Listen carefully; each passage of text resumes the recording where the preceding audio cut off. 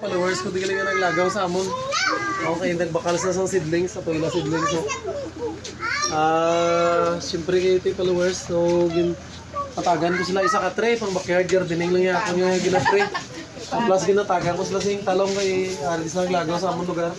Ang mga taga Inapoy, shout out sa mga taga Inapoy da.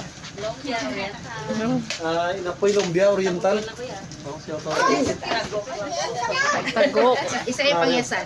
Pangyasan. Isa taga-tagok. Ang isa, kaya ta. Kami yung inapoy mabinay. Inapoy, mabinay. Dagko sa kabagwan mo.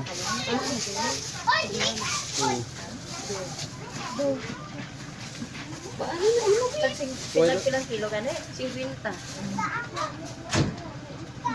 Bali pila ka mo ka, pamilya, tatlo, apat. Tatlo, atis, tatlo. Tatlo. Kung maningila mag-eleksyon nga dito rin sa Naba, makadto pag i-realize na layo, no? Hindi ko kagamay lang sa akong barangay, pero dako ko nito Dako yan sa kupan. Ito nga daw, sa rin. Gagapo, nagsasagot na sa rin dito.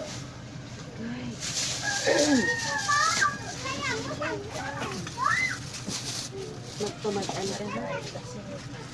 Pamagaan. Pamagaan na para daw.